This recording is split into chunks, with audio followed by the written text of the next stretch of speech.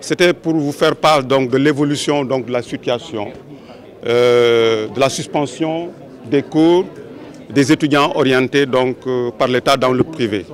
Et on a fait l'évaluation et aujourd'hui il était question de parler de tout ça, mais aussi de vous annoncer la décision que nous avons eu à prendre. À partir du 21 janvier, tous les étudiants orientés par l'État dans les établissements privés d'enseignement supérieur vont reprendre les cours. La décision a été prise à la suite de plusieurs négociations, de plusieurs discussions.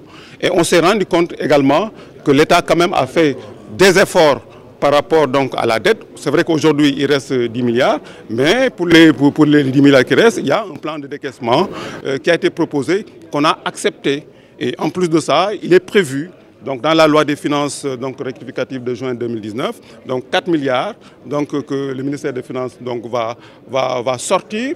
Le ministère de l'Enseignement supérieur également devra mobiliser 3 ou 4 milliards pour que effectivement la prise en charge des étudiants pour l'année académique, ne serait-ce que parallèlement, soit prise en compte dans ces montants-là. C'est un processus qui continue. Il y a des étudiants qui sont là, il y a d'autres qui vont venir. C'est-à-dire les bacheliers de 2018, sur le principe, on va les accepter. Parce qu'effectivement, on ne peut pas dire aujourd'hui, à l'heure actuelle, parce que l'État nous doit de l'argent, qu'on doit cesser, qu'on doit arrêter de prendre les nouveaux bacheliers.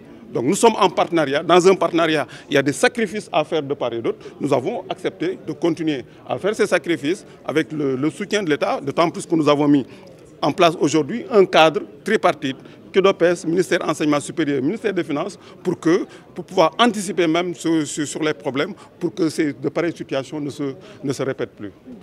Moi, c'est Boun Oumar Ndiaye de la LG 3, spécialisé en management des organisations à l'ICAO Saint-Michel. La situation, puisque c'est réglé, nous disons Alhamdulillah quoi. Donc parce que tout le temps on se réveillait, on faisait rien du tout. Moi et mes camarades, on voyait les gens aller étudier alors que nous on reste à la maison, on ne fait rien du tout. Donc c'est pas joli quoi. Et nous appelons à l'État aussi que ça ne se produise pas. Puisqu'ils ont dit qu'il y a un reliquat de 6 millions. Il faut que l'État trouve des solutions pour qu'il paye le montant restant quoi. Ils ont dit que c'est le 21 qu'ils vont faire une autre entrée pour nous quoi. Donc les modules vont entrer et ils vont nous trouver ils vont nous augmenter des heures quoi. C'est-à-dire on peut même aller avec les gens qui ont déjà commencé. Par exemple nous, eux, quand ils finissent après, ils vont trouver des heures pour nous et ils vont faire court pour qu'on puisse se rattraper quoi.